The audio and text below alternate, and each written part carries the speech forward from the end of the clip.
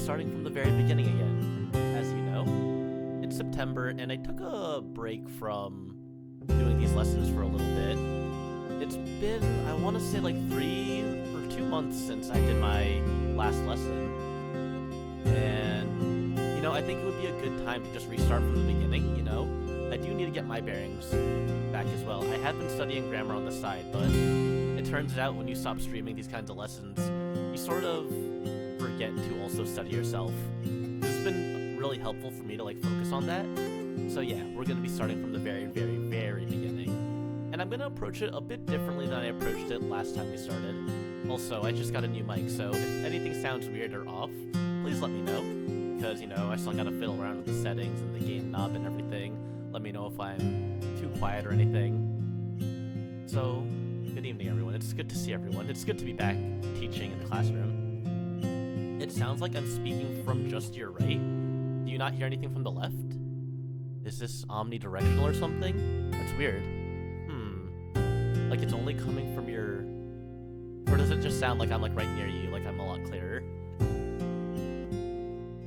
Hopefully it sounds better than my last microphone. I do have to probably... You hear the music on the left. Interesting. Interesting. That is kind of weird. Let me check my music settings there. Is it distracting that you only hear it through one ear? The voice and the voice in one ear and the music on the left? That's so strange. I don't know how to adjust where what comes out. I didn't even think about that when I was just testing this out yesterday. I guess I should probably look into that. And if it's too distracting, then I guess that's something that I'll figure out with tech stuff after the stream. Thank you for letting me know that that is something that is happening. Oh, cool. It's fine. Alright. So, good evening, class. My name is Professor Elliot Ambers. I'm not an actual Japanese teacher. Ooh, and Kanetetsu, welcome. Good to see you too. I hope you're doing well. We're just about to get started. So, like I said, I'm not an official, actual Japanese teacher. Studying Japanese is something that I do on the side because it's just a language that I am familiar with. Just popping in to make sure you are all having fun and staying hydrated. Thank you for the reminder. I do have a newly filled big cup of water here to keep myself hydrated. So, this lesson today, when I first started doing Japanese lessons in February... Oh, lower the music a bit? Thank you, I'll do that. When I started doing these lessons all the way back in February, when I was just a new VTuber, one thing that I always think I might have, like, done wrong to the people, like, who just started following from the start is that I, like, briefly went over the Hiragana table, and then I was sort of like, yeah, I'll trust everyone to just study the table on their own, you know? Everyone will be able to just do the flashcards and everything, and I'm sure that some people did, but I just want to spend this lesson here. You did! That's good that you did! I think it's really wonderful that I assigned homework that is optional and you did it. And good to see you here too, Itachi. We're starting our Japanese lessons from the very beginning, so it's nice to see that you're popping in. So today, this lesson, I'm going to focus on actually going through all the Hiragana and Katakana, or at the very least just the Hiragana, because you want to be able to read at least the basics, the basic of the language, like the consonants and or the syllables. That, like, has to be something that you're familiar with. And I want to make sure that I can say that I did my part by showing everyone, like, the stroke order and how to write it and everything. Oh, and you went to the doctor? I hope you're feeling all right. I hope you're A-okay. So the first thing I want to introduce is the writing system. I'm going to show you a very short Japanese sentence, and it's going to use all 3 sets of writing styles or characters in Japanese. So, writing.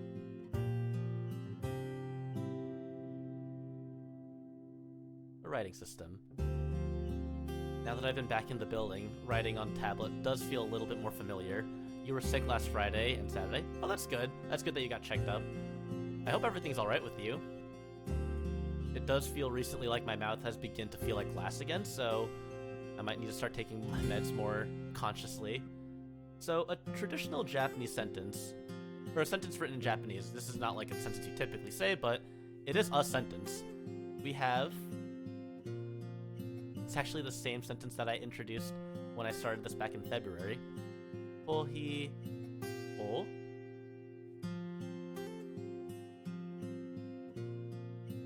nomi.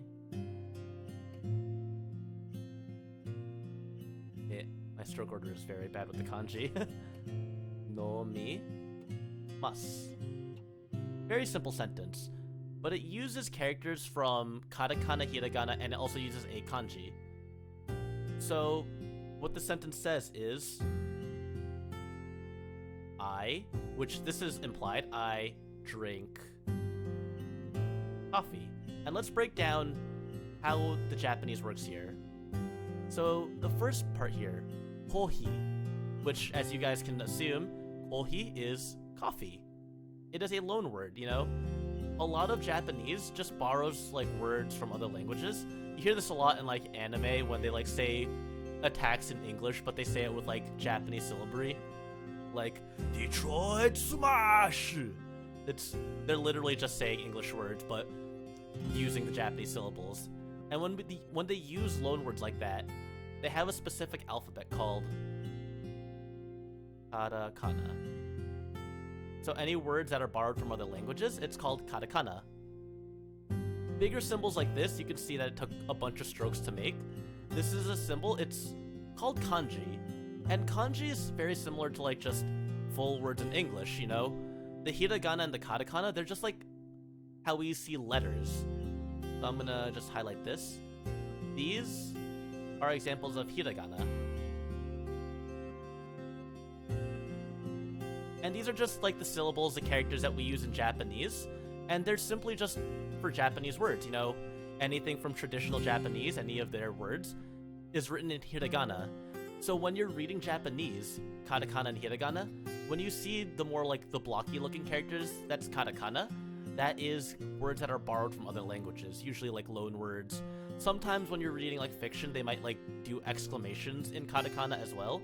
Sensei, gokigenyo, Reina, hope you're doing well. We're starting our lessons back from the beginning because, you know, it's September. The first day of school has started for a lot of people, so I think it's a good time to start from square one. Ah, the translation for what Reina said. She said, teacher, good day. Gokigenyo is a sort of greeting. It's very like, I think it's like formal. I think is what it is, but it's just like another way to say like good day to you. And for for overseas names as well, you'll use katakana. Hey Action Production, welcome. Good to see you in chat too. I hope you're having a good time. We just started our lesson on the writing system in Japanese, just introducing the three sort of sets of words. Yeah, it's a very formal greeting. I remember the first time I heard Gokigenyo was in the hit Yuri anime, Maria-sama Watches Over Us. And since then, I always like relate it to like very like prim and proper people, like those kinds of people giving you that kind of greeting. But yeah, these are writing systems: hiragana, katakana, and kanji. So hiragana and katakana are just straight up like the syllables of Japanese, while kanji is just so big and diverse. It's just all different kinds of words. Kanji can be used to represent a bunch of different ideas. Your Japanese is very formal, yeah. Honestly, for all people, for you to have very formal Japanese, Reina, it's something. It's like Gap Moe. So, as I was saying, katakana and hiragana are like just the alphabet essentially, and kanji is broken down into the consonants that they use in hiragana. Like for example, if I show you this symbol here, this is the kanji for day. Kanji, or it's for day or for sun, either one. Because like words in English, kanji in Japanese can have multiple meaning. Day, sun, give me one of those two things. And this would be pronounced as nichi or nichi. And these are hiragana. So the thing about kanji is that, like, the way we see words, right, or alternatively, it could be because kanji can have multiple meanings. Yes, and the one for month is for moon as well. That's a good thing to point out. Like, the symbol for moon in Japanese is also for month, because you think about it, a full like transition of cycles for the moon is 1 month typically. So that's why like those symbols mean that way. So you think about it, and the connections are there. Similarly to how like day and sun are similar, because when the sun is out, that's daytime. So kanji, unlike English where our words are just composed of letters, like coffee, it doesn't look like a picture of coffee, it's just C-O-F-F-E-E. Japanese uses symbols to sort of represent those ideas. You've always wanted to learn Japanese? Well, good. I plan on doing these lessons every Thursday at the same time at 6 p.m. EST. So if you just follow along week by week, this should help you get a little bit of a good start there. Just follow along with the lessons, follow along with what I'm writing, and hopefully it'll help you out a little bit. Oh, that's coffee. So what I want to do today, how I want to spend this first lesson, I want to emphasize just the whole writing hiragana, understanding the syllabary, and also understanding like things beyond just the table here. So we're gonna close this out, and I want to show you. Yes. Yeah, the VODs are on my YouTube channel, which are in my About section. I have a whole playlist for all the Japanese lessons that I did previously, so you'll be able to see sort of like class by class how I did things. Or you can just follow weekly if you like the live stuff as well. So you can see here, I have a table here.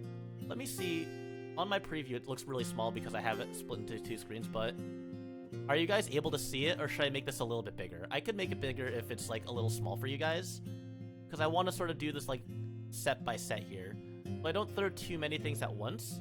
I want to break down all the sounds in Japanese, just letter by letter.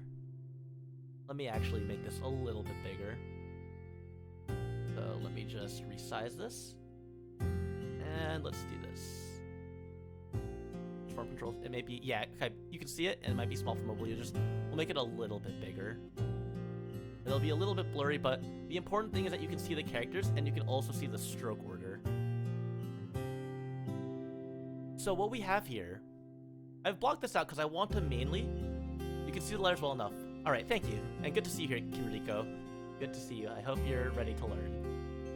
You can see we have, on the right here, A, I, U, E, O. That's how these syllables are pronounced in Japanese. So instead of like how in English, we have A, E, I, O, U. The vowel order in Japanese is A, I, U, E, O. And what I also want to reiterate, you can just watch along and see how I write these out. But I do think, honestly, and I think it's also like scientifically proven, that if you write things out as you're learning them, as you're like taking notes, it really does help to internalize them. So if you want to like sort of like help yourself there, as I write through these, I would also recommend you writing them alongside yourself. So the first letters I want to talk about are here. A, I, U, E, O. And one thing about like learning Japanese that really like stumped me when I was first learning is if you don't learn like how to break these letters down, it does look really intimidating. Like you look at the letter A, you look at the character for O, it's kind of like all these squiggles. Popular tongue twister. Akai, I, yeah, that got me. I wasn't ready. I just like read through it casually, and then it just slayed me on the last one. Akai, I, red, blue, and then the vowels. So, stroke order, I think, is... Some people will say that it's not important, or something that, like... Actually, I don't know if people will say it's important, but I feel like if you internalize the order in which you're supposed to write these characters, it really does help you to write out. To remember, like, what they look like. And what's up, Itachi? What's your question? As you type out that question, I'm going to start writing out the character A. So we have A is, you do the horizontal, we do this curve here, and then right below like the end point of that horizontal, we go down, and that's our A. Is Kimi non dawe.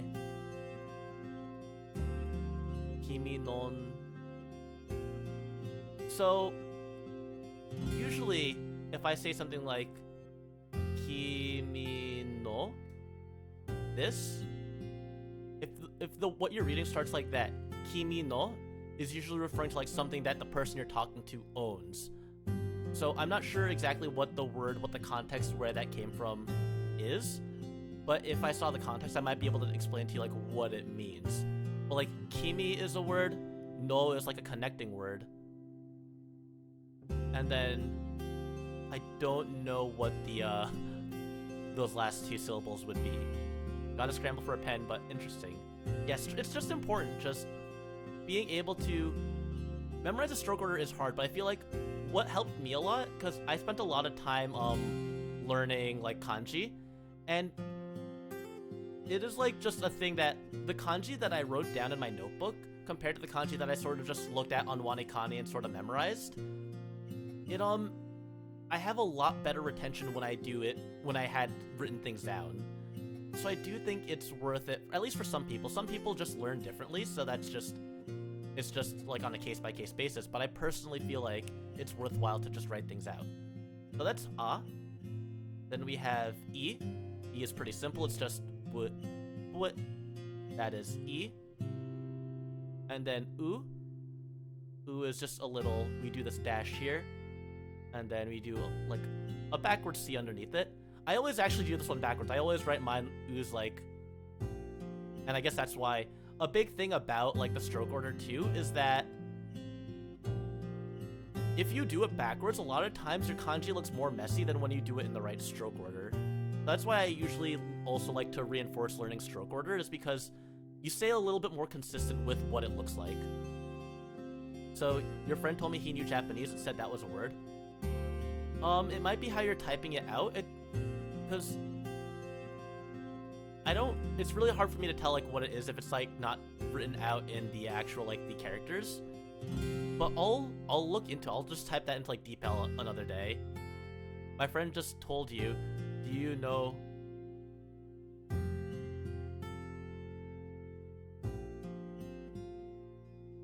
Oh. I see.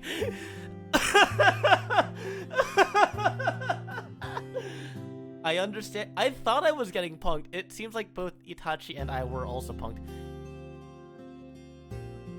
Kimi nonda we.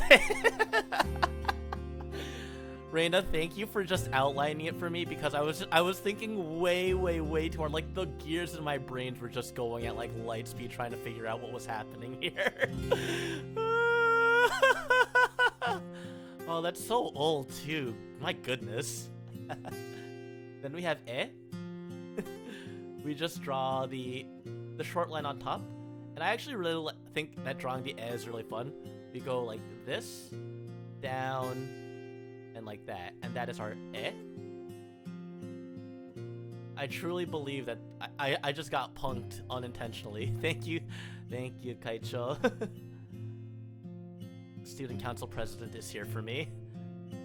Alright, let me just make sure I have the right tool here. I'm on the wrong layer. Then O. O, similar to A, starts with that horizontal line.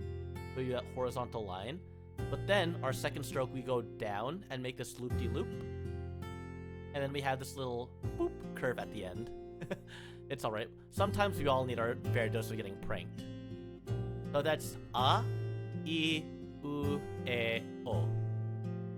Yeah, Reina is the student council president now. I think she established that a couple of weeks ago. She's been watching out for me with her superior Japanese knowledge to me. She's been guiding me. I have that backseating tag on for a reason. That really was like some serious high-level backseating. Just making sure that I don't get punked as hard as I did. I think it's way better to know that you're getting punked, like when it actually gets realized. So thank you for letting that follow-up happen. Surprisingly you are. I don't think it's too surprising. So next, before I even go to this, what I want to do is sort of create vocab words bit by bit here. So we have a, I, u, e, o. And a character I want to show right now because I think it's important, and also I think it has a pretty simple mnemonic for memorization here. If we take a look at the end here, You got your friend Peck. That's good, that's good. I'm glad you were able to get him on the cord. If you see this character here, the n that we have here. Oh wait, I have a pointer that I can use. Where did I put that? Where did I put that little thing? There we go. If you take a look at this here, this gives a character for n.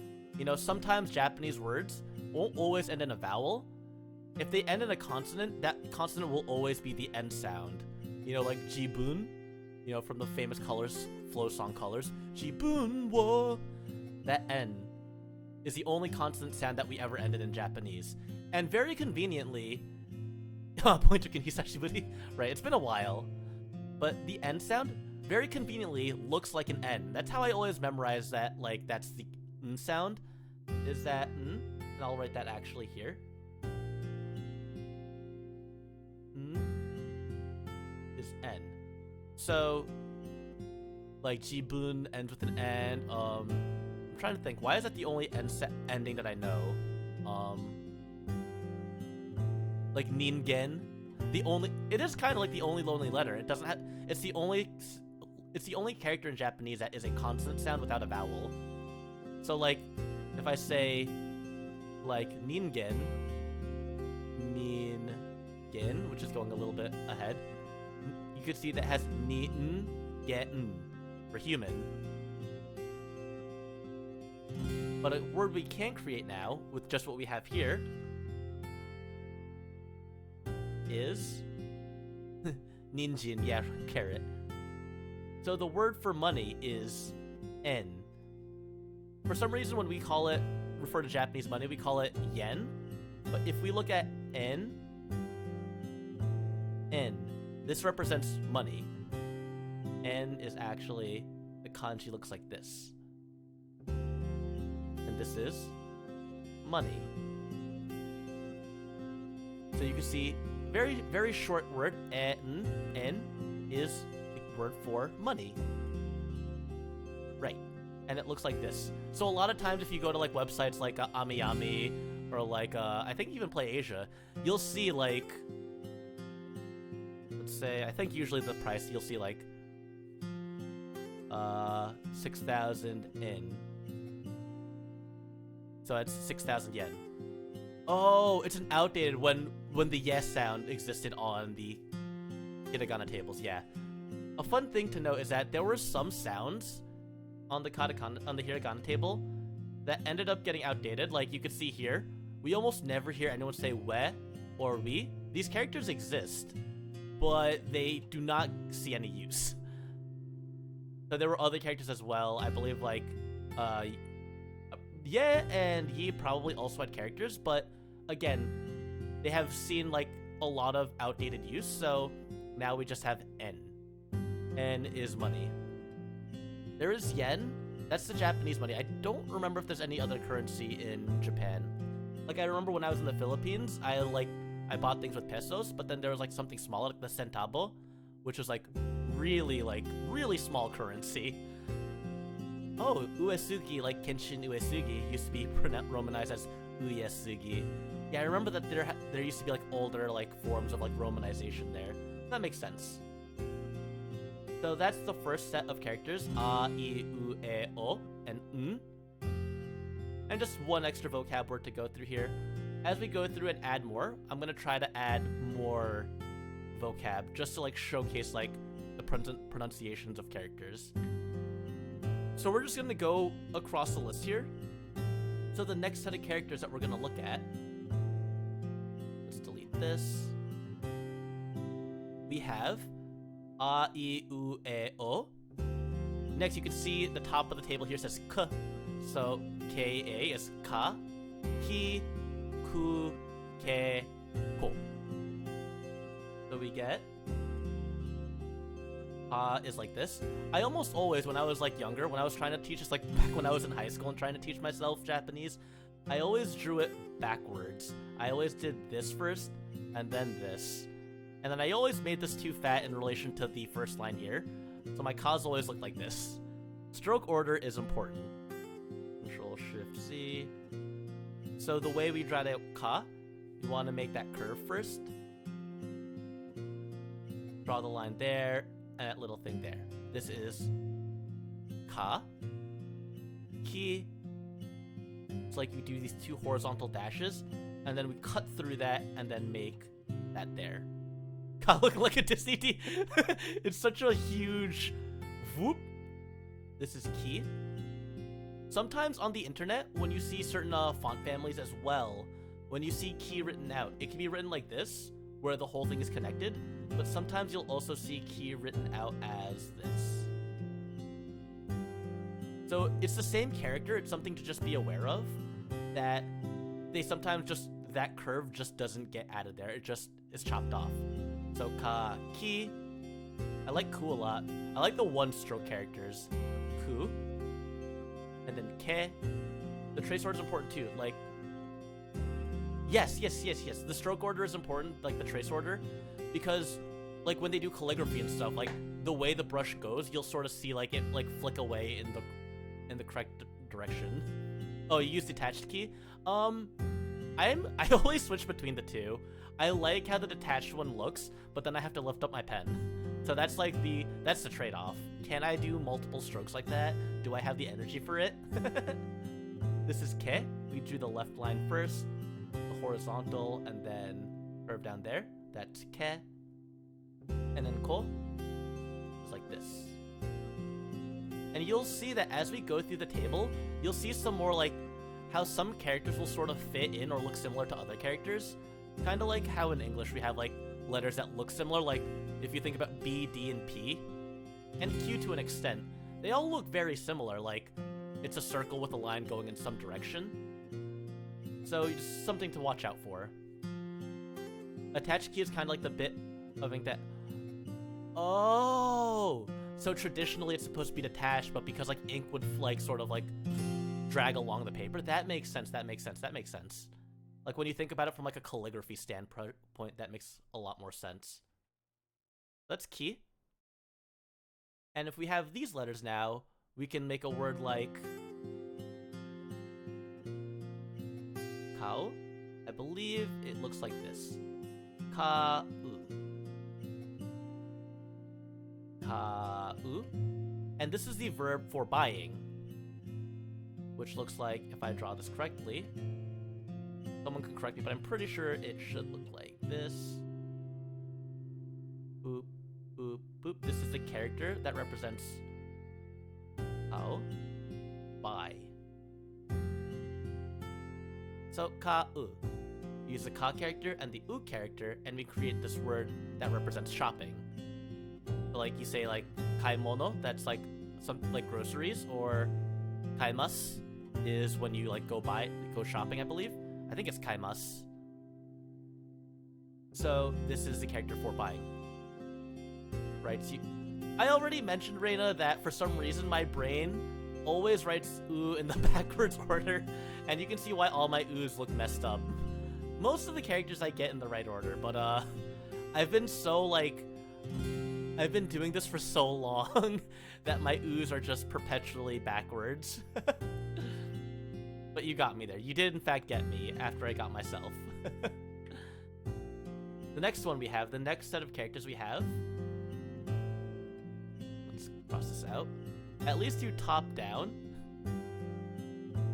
I'm sorry. I'll try my best. I'll do better next time. So, right from the get-go here, and the S consonant, sa. If you take a look at sa and ki,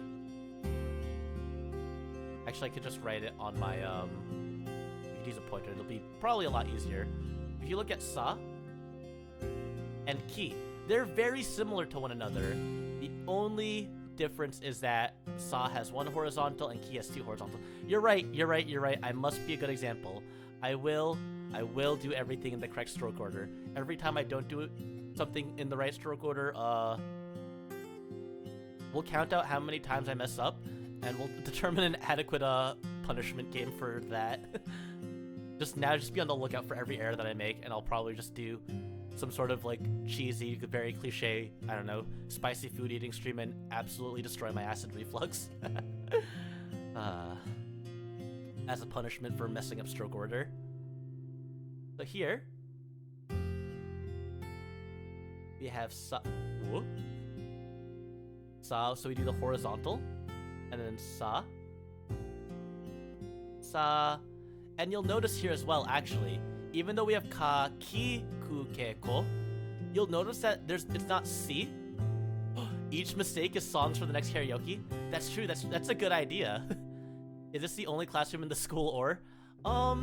In the VTuber school? No, definitely not. There's a bunch of other VTuber teachers out there.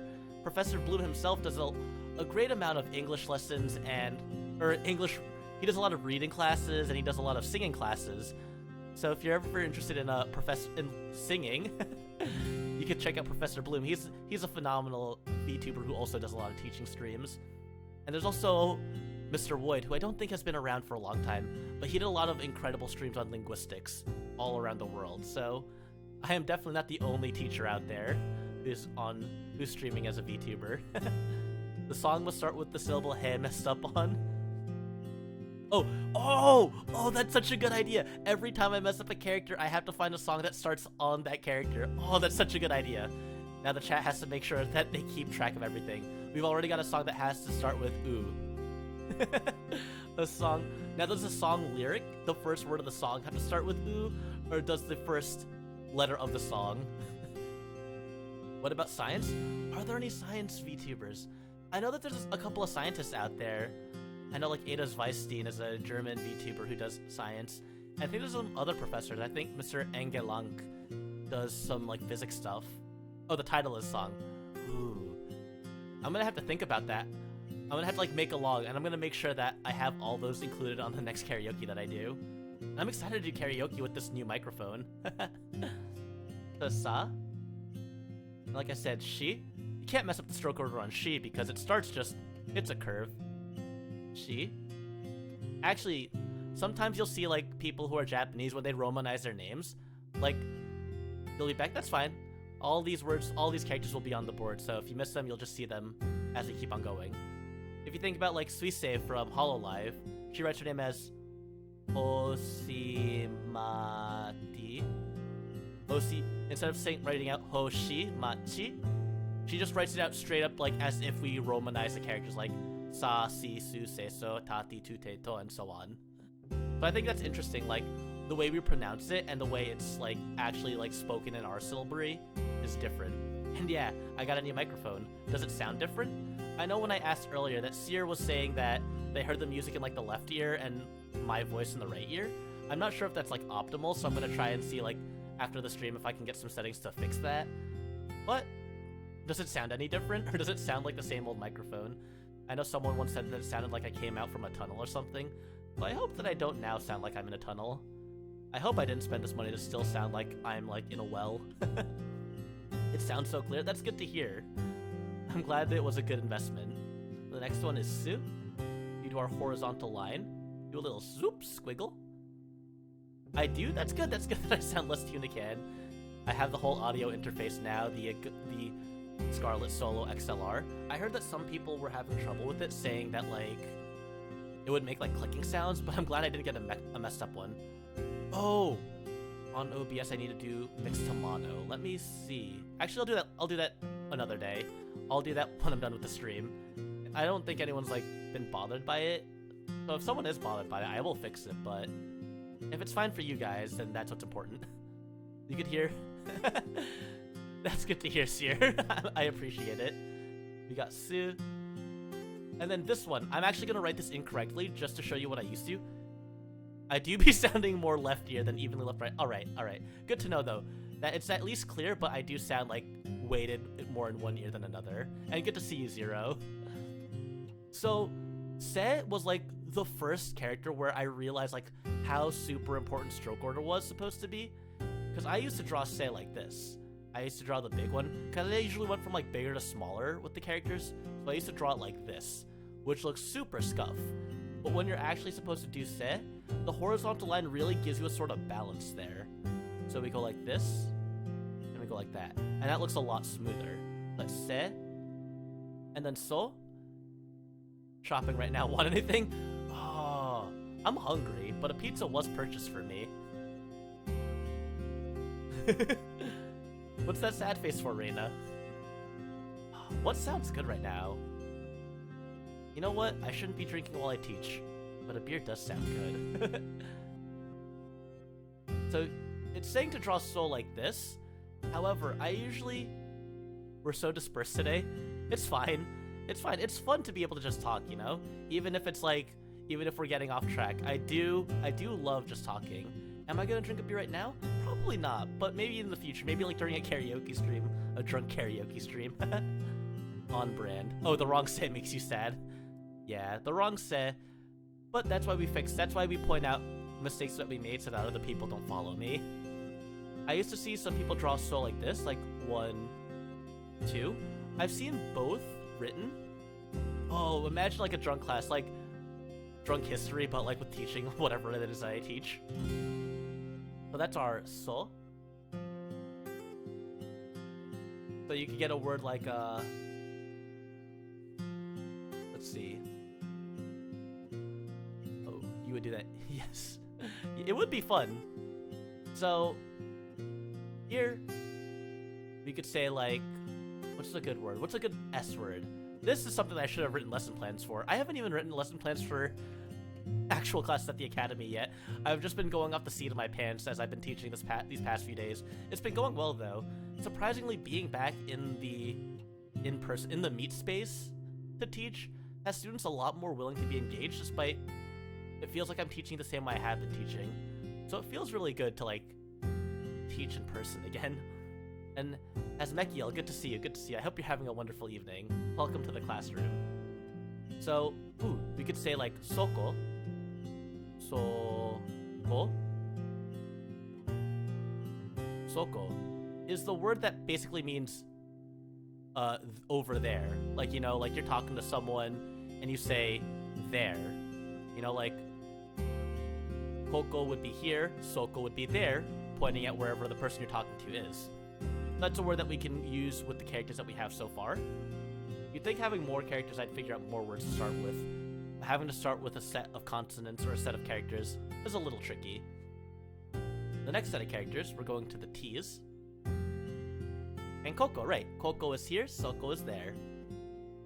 Asoko is more over there, while Soko is more like there next to you. While Asoko is over there, not next to either of us. Then we got the Ta's. Or the T's. Ta was like the most intimidating character for me when I was like learning how to write hiragana. You can see it's 4 strokes. You can see this here, this 3 and 4 stroke over here, actually looks kind of similar. It's like a smaller version of ko. That like ko is written inside of that ta. You notice that a lot, like certain characters here end up getting used inside other characters. And we'll see that more as we go through this table. So we got ta. Why did I do that? It is.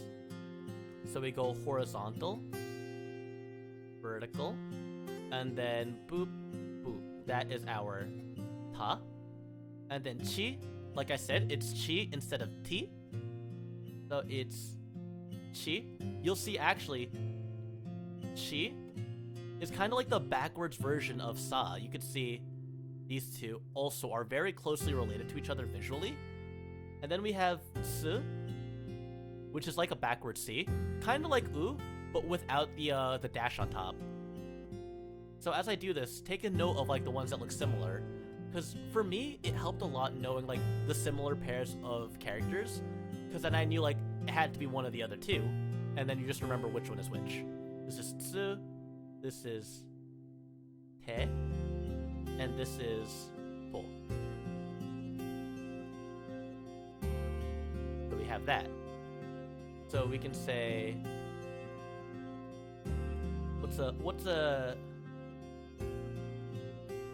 so we could say like, if I have these characters now, using 2 te characters, we could say tetsu,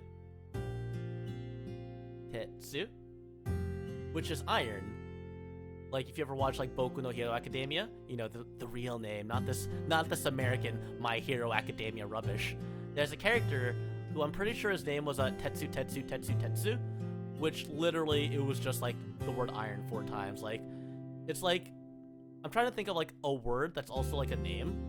Like, imagine, like, you name your kid, like, Sky, and their name is just Sky, Sky, Sky, Sky. Like, Sora, Sora, Sora, Sora. Like, that was their name. Imagine, just, like, what was Horikoshi thinking when he made this name specifically? Tetsu, Tetsu, Tetsu, Tetsu. Like, he really just phoned it in on that one. And like, I get it, his power... Oh, hey, Selvin, good to see you. You love Tetsu Tetsu? I actually didn't watch past the 3rd season of My Hero Academia, so all I know is that he's like the biggest bro with Kirishima. That's all I know about the character, and that he just is made out of iron. Ooh, and stretch. Thank you for the redeem, Satachi. Has almost been an hour. Stretch out those bones. 4 kids named Steely McSteelerson. God, I wouldn't even put it past them. I wouldn't even put it past, what's it, Adult Swim, if they were actually trying to localize names. I wouldn't put it past them. That's actually a phenomenal name. I think even Funimation should have called him that in English. Because, like, like, a lot of Japanese name puns aren't gonna land. I get that. But his name is so on the nose that, like, you have to know what it means. Flower of the flowered flower, yeah. Just, like, names that, like, sound super cool because, like, you know, you vibe with the way the name sounds, and then you, like, look at the translation and you're like, dog, that guy just named himself Iron 4 times. His parents must have hated him to just give his actual name his surname. So next up, we have the Ns. And again, it's gonna have another case of, like, seeing smaller versions of characters in these characters. In this case, you could see the Ni. If you look at the character Ni, again, just like in Ta, it has that little ko at the right, but with a slide next to it, that vertical line to the left of it. And then, yeah, the other ones, the No especially, you're gonna see a lot, but then Ne and Nu have patterns that you're also gonna see as we go through the rest of this chart here. Dude, wouldn't it be super awkward if it's it would be super awkward. The only way it wouldn't be awkward is if he had, like, the powers of a train conductor. The Legend of the Legend. Oh yeah, Densetsu no Densetsu Yusha, I believe, is what the Legend of the Legendary Heroes was called. I was super excited of that anime. I thought it was gonna be like a goofy, like, non-serious anime, and then I, like, watched the first episode with my brother of that, like, years ago, and it was not what I was expecting. Maybe he just knows how to rock out. Yeah, it has to be either, like, related to, like, metal, like the music, iron, or, like, trains. Because I believe, I forget. It's like, because the word iron is in Cars, and I forget exactly what it was. I'm, like, blanking on it because it's been so long since I've looked at a train in Japanese. But here we got Na,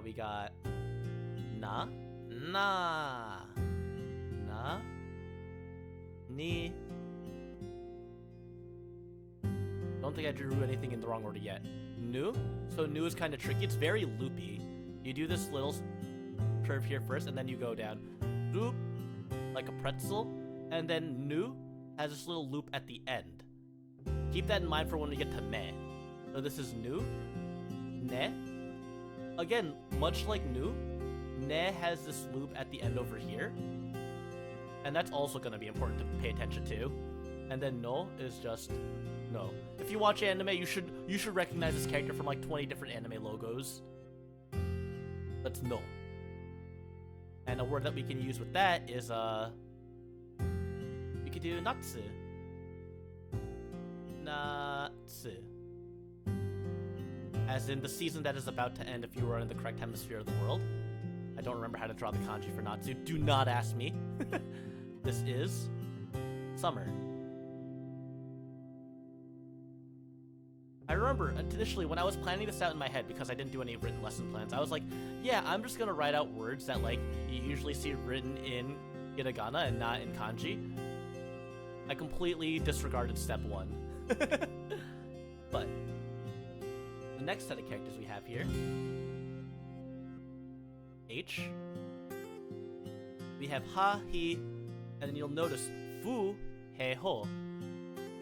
So let's take a look at this.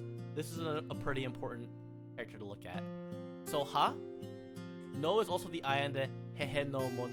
Oh yeah, the scarecrow face. You're right. Because it's like, isn't it like no? Am I messing it up? And then mono. Oh, it's the. Oh wait, what did I? Shush.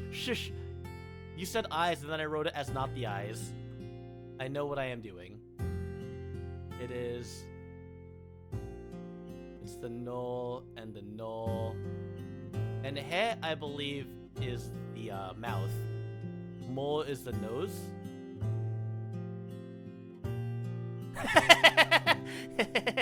There we go. That's the he no mochi. The no and the mo and the he. It's a funny face. It's no for the eyes, fu for the nose. I think it's mo for the nose. Because fu looks like this. It could be fu. Fu would also be a pretty good nose. But I assume since Reina called it the hehe no mochi. Oh, the hair, also the eyebrows. I see. Yeah, because then the eyebrows give it that really, like, concerned, like, seriously? Look. But we have ha, which you'll commonly see pronounced as wa when we get into the grammar. G. Oh, the G is a chin. You're right. This is ha. This is he. He is another one-stroke hiragana, but I somehow just cannot ever draw he looking normal. It always looks really thin or just really fat. Never, like, correct. Who always confuses me. I know the stroke order, like boom, boom, boom, boom, but I can never make a good looking fu. Never. I don't understand how to write this character, but I take solace in the fact that this character is so dumb that you see this squiggle and all these lines, people will know that it's fu. And then ho. So even in this branch of the hiragana, you can see ha and ho are very similar, but ho has a hat at the top. Ho has 2 horizontal lines, while ha has 1. Hehe no mono e. I see. That makes sense now. And then... Oh, did the spacing not go? Were you, like, hitting enter to try to make the face? Yeah, it's so hard to write this character. I don't understand. Like, I could, like, trace over it, like... Oop. Oop. Oop. Oop. And if I invisible this... Oh, I wrote over the... If I invisible that layer... Wait, that looks almost kind of good. Your handwriting is ass in general, so let's go! My handwriting also isn't perfect. I, like, always think my handwriting is terrible, but I've been told that it's, like, not the worst handwriting. I guess if you can read it, I guess if I can read it on the smaller screen, it can't be the worst of the worst. So then, we have ha, he, fu, he, ho. So a good thing to think about, what to consider is that... Yeah, I was trying... Oh, okay. We have ha, he, fu, he, ho. So... As you guys know, there's a lot of Japanese games that start with the letter F, but don't start with a fu sound. You know, you think about, like, Fire Emblem or Final Fantasy. It starts with a fa sound. So what actually they do, and just to, like, show a little preview of this, just, like, so you can make sense of it. I've seen an MD's handwriting. Have I read it? No. Fu in katakana looks like this. As I said, katakana is for English loanwords. So if I want to do, like, a fi or a fu or a fo sound, like if I want to see, like, fa for Fire Emblem, it would be, it like, kind of looks like a lowercase a, and this here would turn a fu sound into a fa sound. So that's how that works. So we'll get to that more when we get to the katakana section, but that's sort of just how the sounds work. So ha, he, hu, he, ho. So we could say, like, he, to start a character with the H sound, we could do I, to, su. I, to, su. And that just means one thing. That's it. Very simple. Just a singular object, hitotsu. You think about the Love Live song, Boku tachi no hitotsu no hikari. We are one light. Fun fact, when typing in kanji, you can make an X. That's how you do it? I had no idea. I've been copy and pasting this whole time to make small characters. Oh, so fu xa becomes fa. That makes so much sense. Thank you for the strats, Reina. Thank you for the backseat. I actually literally legitimately did not know how to do that, and it was not going to be bothered to check how. That's helpful. Next up, we have the sounds. So we have ma, mi, mu, me, mo. And here, ma. Mi is boop, boop. Mi. And then mu. Mu is like a weird character. Kind of like Fu in that you don't see any other characters that are even remotely like it. We do that horizontal line, we do that funny squiggle, and then we do the little curve. That's mu. And if you notice now, me, we do that curve. And we do this squiggle here, but we don't do a funny spin at the end like we did with nu. So you could see nu and me. Very similar looking, but nu has that little curve at the end. And we'll see that again with another character. So let's go back. Let me get my pen out. This is me. And then mo. Like that. I'm also going to redo ma because it looks very malnourished. Ma for malnourished.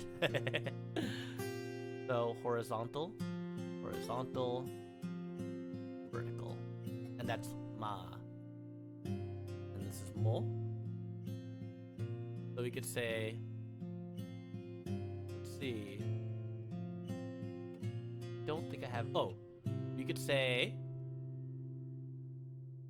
the word mune.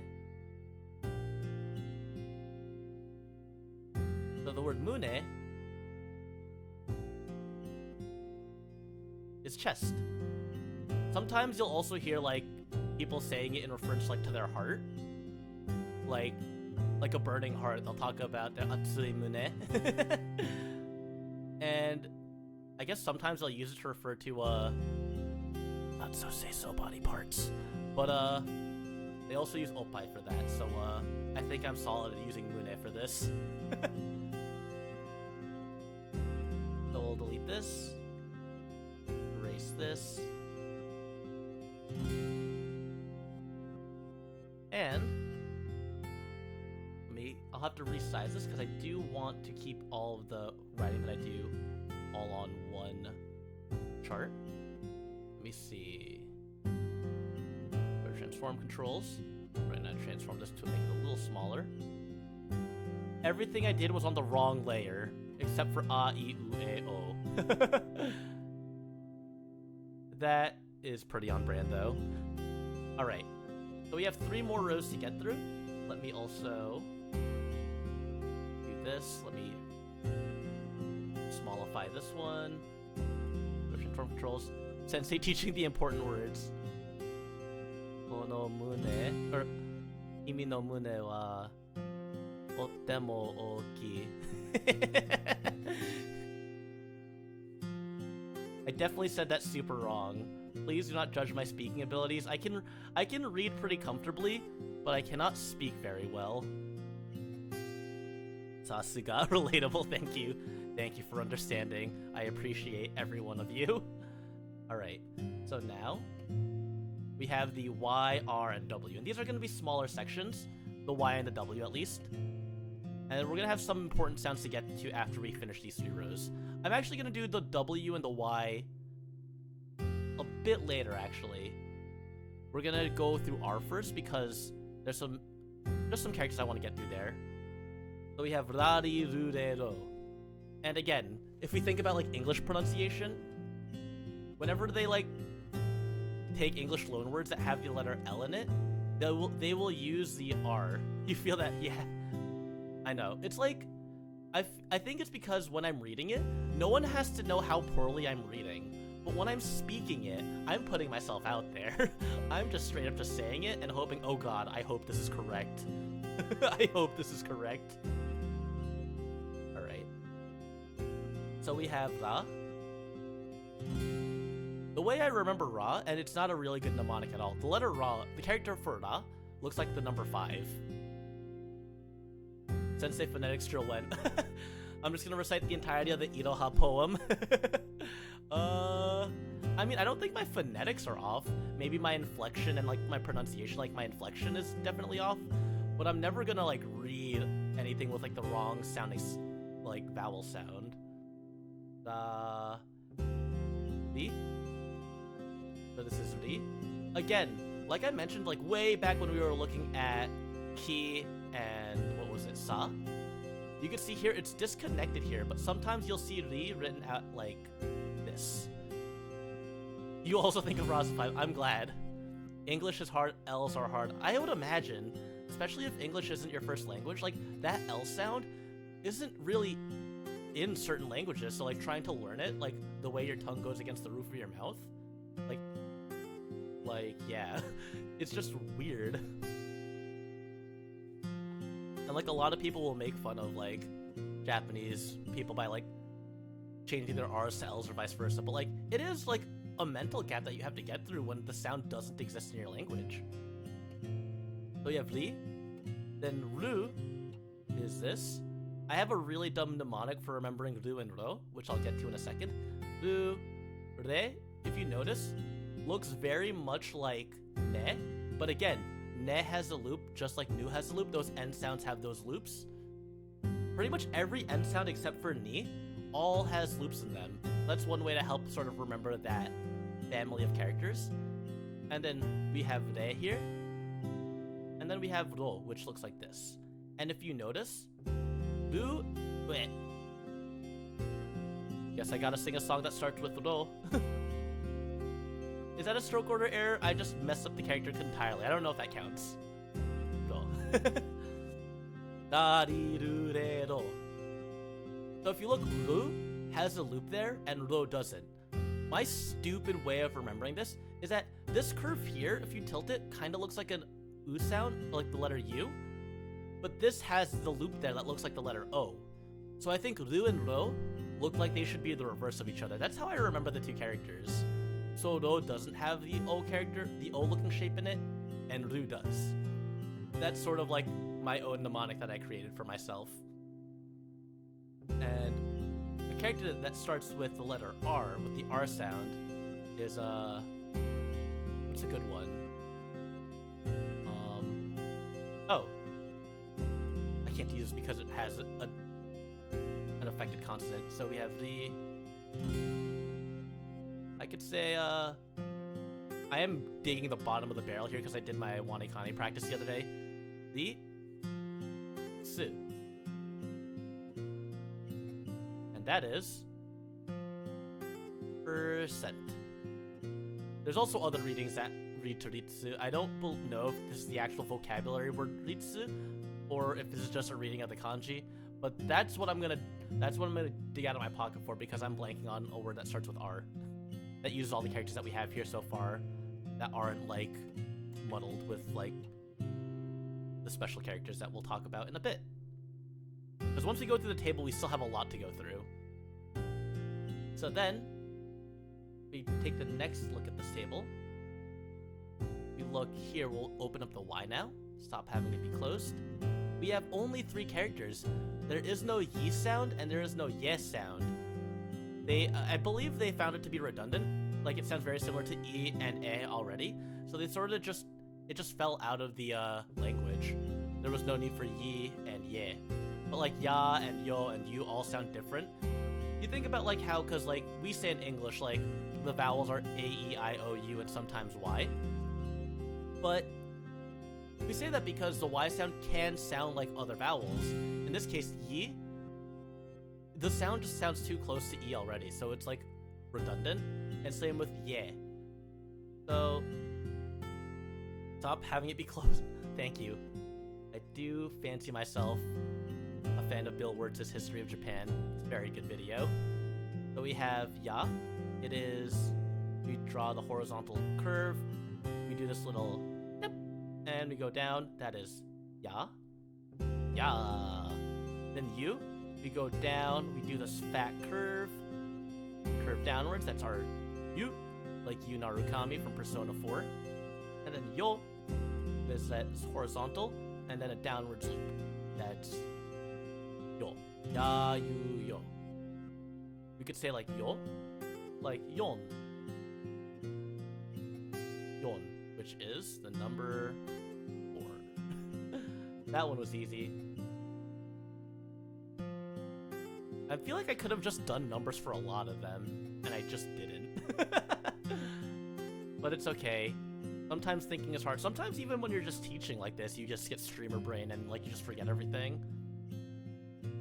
Honestly, that happens even in the classroom, so I guess it can't be helped sometimes, you know?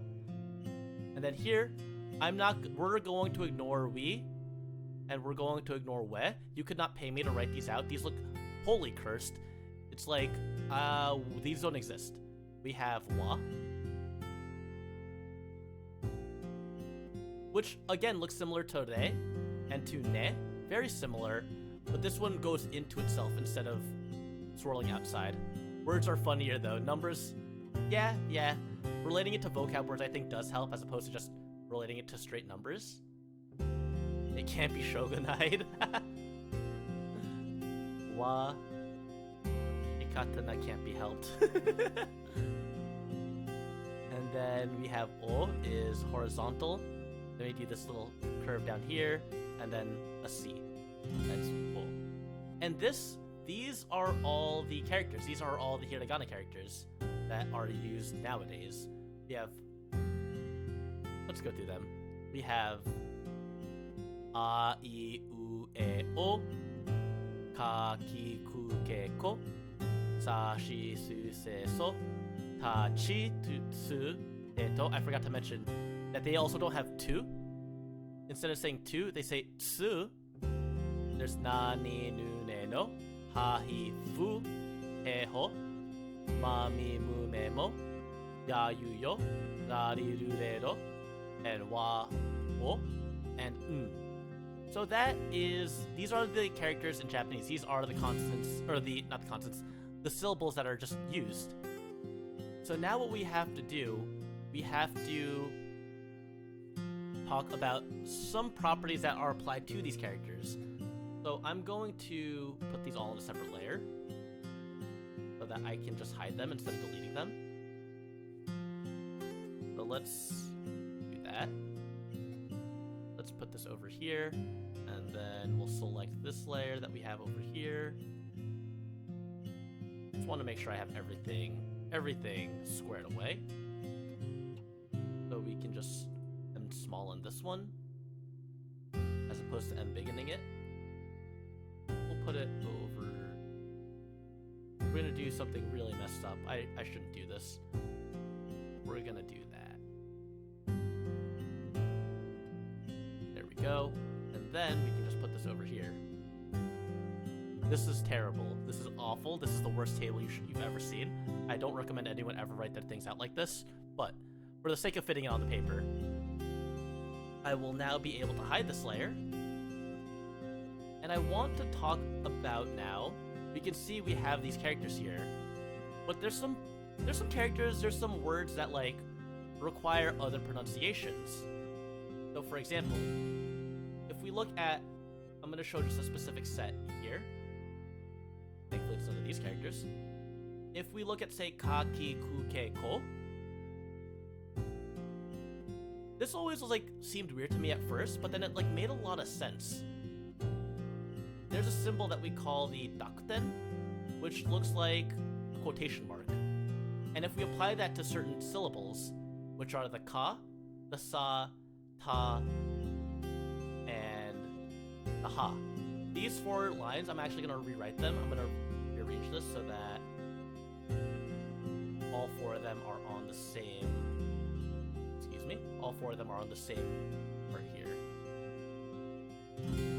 So we have this here. What did I just do? I hit the Windows key. I'm scared. All my windows disappeared. Help, help, help, help, help, help, help. No one can see the distress that I'm in. Alright, and then let's just slide this down. It's okay. Nothing happened that you guys were able to see. I just goofed it. I made a little goof. Alright, so that's that. And let me just rewrite this. ho, ho. Yep. The screen was the same as the same. Oh yeah, the screen didn't change. It was just everything minimized. I don't think anything changed. Anyway. Yeah, so here we go. We have this Dokuten symbol. And what this does, let's say I take the letter Ka. And now, if I say Ka, but I pinch my nose, ah, it kind of sounds like Ga. Similarly, if I have Ki, but apply that Dokuten to it, you can see those two marks there. That becomes Ki becomes E. Becomes Gi. It's like what it is, it's sort of like they called it, I think they said it was like geminate sounds. I think that might be the right word. I could be completely wrong. I usually hear them referred to as like muddled consonants. So ga, gi, gu, ge, go. So we have like gu. What is happening here? Uh-oh, let's get that out of there. So gu, and so on. I'm not gonna write these all out because again, it's just the K sound becomes a G sound. Ga, gi, gu, ge, go. The S sounds, if we add that to it, sa, becomes my favorite food. Za. You know, you get a good slice of the za. So all the S sounds become Z sounds. So za. Actually, this is one of the exceptions here. Shi, because of how weird this sounds. It's not going to be Z, but it's going to be, this is G. But otherwise, za, ji, zu, ze, zo. So like this is going to be zu. And then if we take ta, zawarudo, toki wa tomare. We have, if we take the T sound, ta, and muddle that, ta becomes da. So da, and then chi, when we muddle that one, just like how chi becomes, or she becomes chi, chi becomes z. So that's where that sound comes from. And then su also is kind of weird. It becomes zu. As in, like, you know, you finish watching an anime and it says zu, zu, ku. It's zu, zu, ku. So that's the zu sound. That's how that's pronounced when you muddle that sound. And then te becomes de, to becomes do. That doesn't really need any further explanation. The one that's tricky, though, is the ha's. So ha, he, hu, he, ho. What makes the ha's tricky is that there's actually two kinds of changes that we have here. If we use the Dokuten here, ha becomes ba, he becomes b, simple. Fu becomes boo. So these are all pretty straightforward. Ba, bi, boo, be, bo. But then, there is one other symbol that is only used for the H line. I remember when I first learned this, I was like stressed because, you know, they had these like quotation mark looking things and this degree symbol looking things. This next symbol is only used for the H sound, so don't get too intimidated by it. This is what we call a handokuten, I believe. You don't really need to know what it's called, you just need to know what the symbol does. So when we apply it to an H sound, a becomes ha, e becomes p, and oh man, I am so mature, get ready for this one. Fu becomes poo. I am a teacher, I am an instructor, I work with kids. Yeah. So that is the muddled consonant sounds. So the K sounds, the S sounds, the T sounds, and the H sounds all have muddled versions of themselves that give us an extra set of characters. So you can see here, there's already, what is it? 1, 2, 3, 4, 5, 6, 7, 8, 9, 10. There's about 50 characters, 50 sounds that are commonly used here, and the end sound as well. There's about 50 common sounds here. And here, there's 1, 2, 3, 4, 5 more sounds that come from muddling the consonants. So that's another 75 sounds that we have to be aware of. And there's still one last thing that we need to be aware of. So we have these muddled consonant sounds, but we need to talk about the Y letters again. So you ever play, like, you know, Street Fighter? You know that the protagonist of Street Fighter is Ryu from Streets. So Ri, we know is this, and we know U is like this. This would be the U, which is not how we know that famous character with the dragon punch to be. That is not how we would write out his name. I mentioned this earlier about, like, the lowercase looking like katakana for some sounds, but if we look at ya, yu, and yo, if I do the and then a small u, this becomes the u. You'll see that the I gets dropped and it becomes ryu. And then if I do it the same thing, the re sound with the yo, this becomes ryo, like Ryo Sakazaki from King of Fighters. And then we get the, and then yeah, wait, why did I draw that super big? Let's do the, and then yeah, there we go. Wrong stroke order. This is yeah. I believe that's a sound at least. So, ryu, ya. And this is the same across multiple consonants. So, like, if I do mi, and it's almost always with the I sound. So, this is going to be miu. This is going to be yo, like an onmyoji. Myo, and this is going to be ya. Did it again! Damn it! And then, obviously, if you know who I am, this is going to be the next obvious letter to go to. If we go to the ni, we get, this is going to be new, and yu. This is new.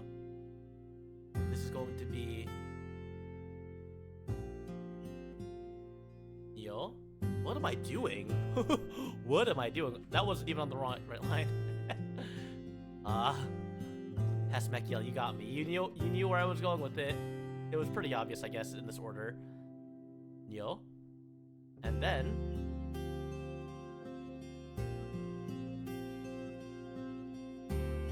yeah. I just can't pass up a chance to just do that into the microphone.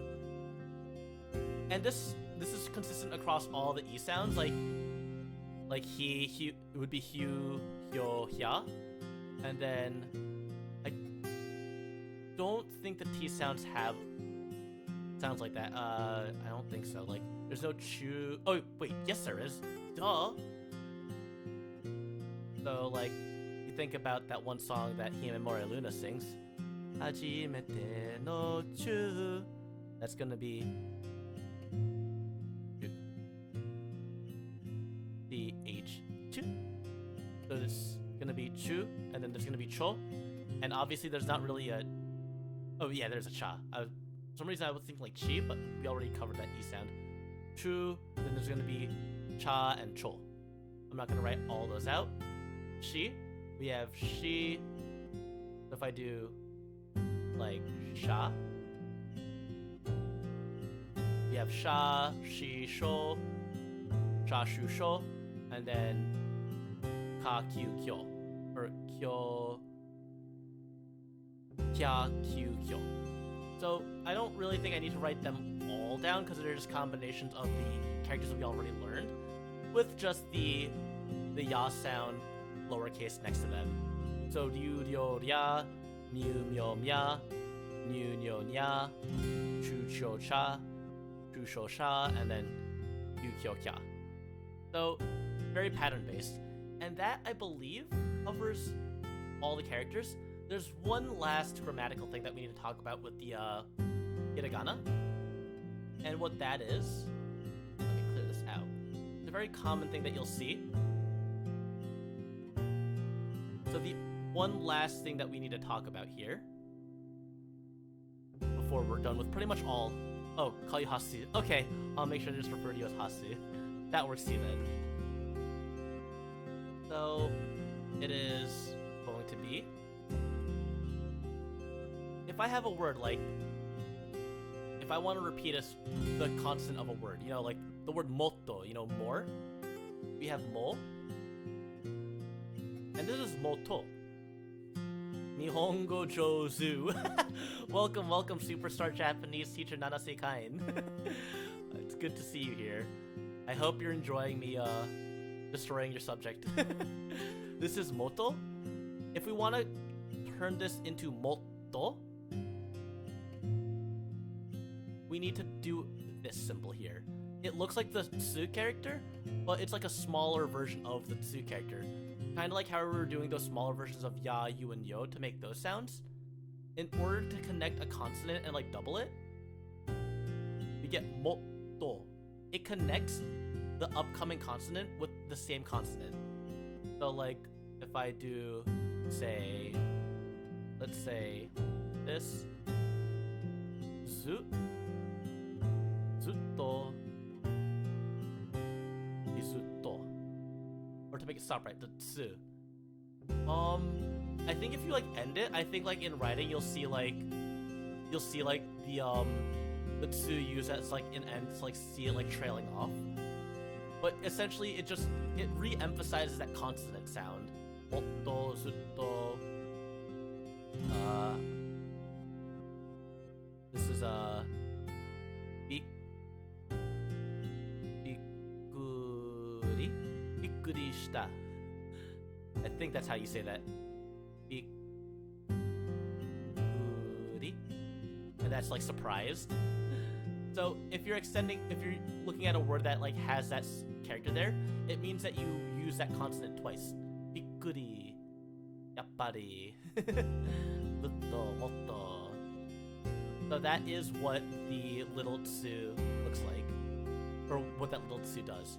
And that's pretty much all the main like symbols that we look at in Japanese. And that's like the whole hiragana table. The katakana table has some similarities to the hiragana table, and we'll take a small look at that. I'm not going to write out the whole katakana table because, again, I want to keep these, like, I don't want to make these lessons too long, and we're already going at 80 minutes here.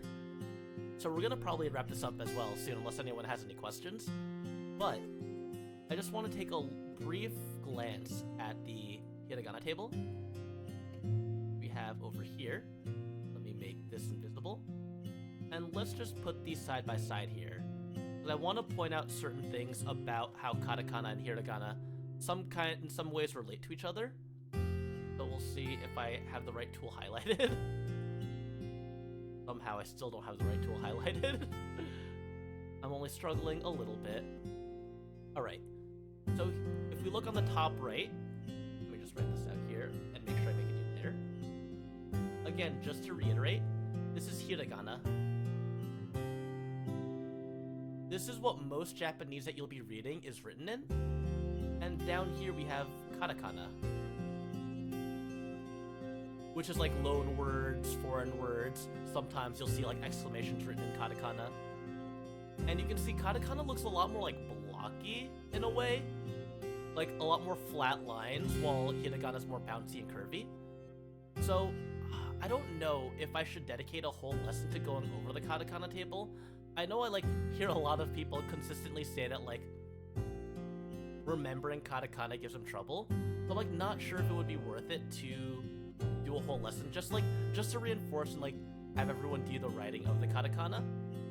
And then maybe I could combine that with some other lessons, like do a follow-up to this. Like this could be like the part 2 of the lesson where we then sort of like break into like talking more about kanji as well. I'll do that probably now and then as well. So you can see just like in Hiragana, what I wanted to point out specifically, if we take a look at some characters here, you take a look at Shi, you take a look at Su. Look at that. Look at how similar they look. She has it at just a slightly different angle, but they both have that same kind of curve at the bottom. Then you look at characters like, what is it? There's another pair of really similar looking characters that like always trip me up. Let me look at my big screen. It's, oh yeah, So and just like Shi and Su look very similar. And So, they both have that one little marking, right? And then you can remember No because it just is a curve and that's it. So and Shi and Si. And I think there's one other like really obnoxious pair. Oh, there's Ra. If you look at Ra and Fu, Ra has that line above it, but Fu doesn't. That's another like pair of similars. I like to use these similarities and try to like, yeah. So actually, what it is, I have my own mnemonics for remembering like how Su and Shi should go. If you look at Su's dashes are more downwards facing, while Shi is more horizontal. I showed this a while ago, but again, to illustrate the way I remember Shi and Su, because in Hiragana, Shi is this, Su is this. So in Katakana, Shi is like this, Su is like this. It's like how I usually write it. Yeah, the overlap. So yeah, first you know it, kind. So you just go like, Shi goes down that way, Su goes through it. See those double dash marks as a sort of like gates that they pass through, you know? That they pass through both gates before it becomes the Shi and the Su. That's like my mnemonic, that's like my visual for recognizing it, and it makes me so angry when I'm like looking at like fan art or like handwriting from other people, and it's so ambiguous because they like drew it at like a 45-degree angle. I'm like, how do you tell what you're looking at? I guess looking at the adjacent characters helps, but like, it's just such a pain. And the way I remember and So, this is stupid. This is so stupid. I know that So is more downwards facing and is more horizontal facing. Technically, the long stroke on Shi goes upwards instead of downwards. Oh, you're right. Looking at the stroke order, Shi goes upwards. That's obnoxious. I hate that. But again, it also helps because you think about how you draw Shi going down, then up. Shi, you go down, down, up. So that also makes sense. That's also a good thing to point out. Now that I have that in my mind, I think that also helps me a lot. Like, Su, you're following along the path of the Hiragana character. That's also good to keep in mind. However, I don't have a good mnemonic for and So. What I can tell you is that famous Sega mascot rodent Soniku.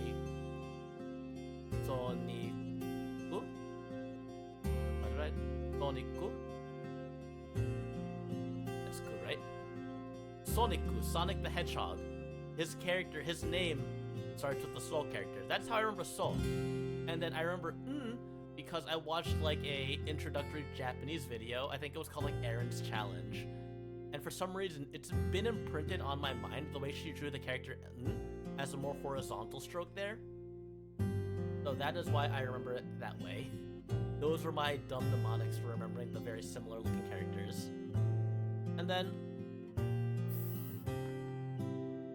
another thing I want to talk about, you can see we have characters like Se.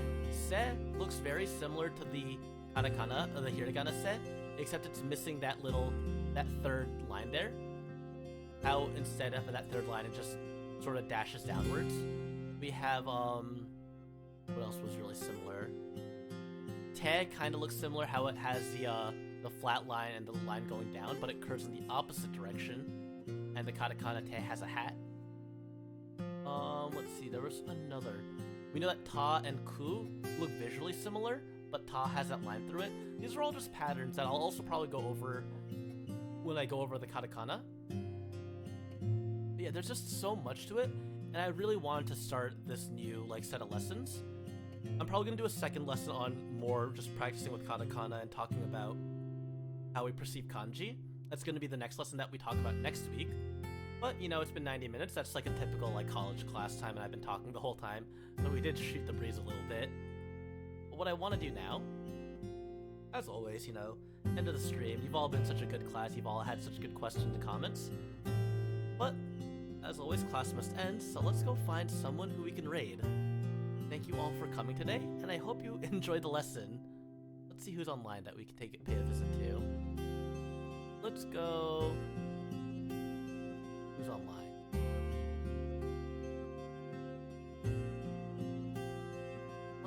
Let's go raid. Oh, you did just miss the reps. All we did today, Bodega, it wasn't too much. We just went through all of the Hiragana table. I had a good stream. I had a lot of fun. You know, you don't do something for a while, and I guess it's the same way with teaching, but like, it's been so long since I did these Japanese lessons. They are significantly more fun to do than just going through Bunpro and like just struggling for that long. Yeah, someone mentioned that as well, that I was only in their left ear. I'm gonna fix that, but I didn't fix it because people said like the sound was good. So once after the stream, I'm gonna go into my sound settings, and I think I just had to like make it mixed to mono. But yeah, thank you. And I'm glad you enjoyed the stream, Seer. It's good to see you back as well. I do sound crispy, though. Crispy good or crispy bad? Is it like a bad kind of crisp or the good crisp? Like, you know, like we fried some good, like KFC kind of good. That's good to hear. I'm like really excited to like start recording more singing stuff and like doing like karaoke streams. Because having a good mic, it's gonna make so much difference. And I'm just really excited. I just love singing. Oh, let's go raid. I pop into her streams every now and then. So let's go pay a visit to Rika. She's one of the first VTubers I actually started talking with when I started streaming. And she's playing through some Pokemon, and I do love Pokemon. She's going through Sword and Shield right now, only catching cute Pokemon. So, if you'd like to join me to her channel, let us do the raid. Thank you for stopping by, everyone. Next week, we'll be doing it at the same time, 6 o'clock p.m., and we'll be going through the Katakana table, and we'll just talk about some kanji. And as always, class is dismissed. And thank you for stopping by, Mr. Bond.